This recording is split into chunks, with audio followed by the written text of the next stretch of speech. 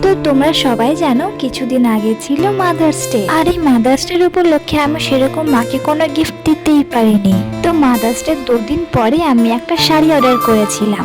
আসলে আমার মনে হয় না মাদার্স ডে নির্দিষ্ট কোনো দিন থাকে। আর পার্সেলটা আমি কোথা থেকে পারচেস করেছিলাম সেটা তোমাদেরকে পরে বলছি। আর এই পার্সেলটা আসার জন্য আমি ভীষণ এক্সাইটেড ছিলাম। আসলে তোমাদেরকে তো বললাম আমার সেরকম মাদার্স ডেতে কোনো গিফট দেওয়াই হয়নি, কারণ আমি বুঝতে পারছিলাম না কি গিফট দেব। তারপর ফোন স্ক্রল করতে করতে আমার সামনে একটা ভিডিও এলো, আর সেই ভিডিও দেখে আমি এই শাড়িটা পারচেস করেছিলাম। আচ্ছা আমি বলে দিচ্ছি, এই শাড়িটা আমি পারচেস করেছিলাম সানিয়া দিদি ভাইয়ের কাছ থেকে। আর এই শাড়িটা প্রথম দেখাতে আমার ভীষণ পছন্দ হয়েছিল। আর যে শাড়িটা আমি অর্ডার করেছিলাম সেই কালারটা আমার মায়ের ভীষণ পছন্দের একটা। শাড়িটা যে মায়ের কতটা পছন্দ হয়েছে সেটা তোমরা পুরো ভিডিওটা দেখলেই বুঝতে পারবে। হ্যাঁ জানি গিফটটা হচ্ছে অনেকটাই ছোট, কিন্তু প্রত্যেকটা মায়ের কাছে এটাই হচ্ছে অনেক বড়। এখানে আমার একটা জিনিস খুব ভালো লেগেছে, সেটা হচ্ছে এই শাড়ির সাথে একটা করে ছোট্ট চিরকুট।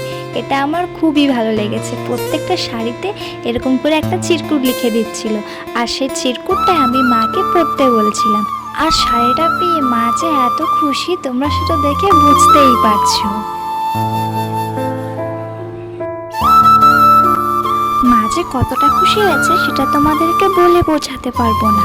আর শাড়িটা ছিল ভীষণ সফট, আর শাড়িটা দেখা মায়েরা শেষ হচ্ছে না। তোমরা যদি এত সুন্দর সুন্দর শাড়ি পারচেস করতে চাও তাহলে তোমরা সানিয়া দিদি ভাইয়ের পেজে গিয়ে সেখানে কন্ট্যাক্ট নাম্বার দেওয়া আছে, সেখানে তোমরা কন্ট্যাক্ট করতে পারো।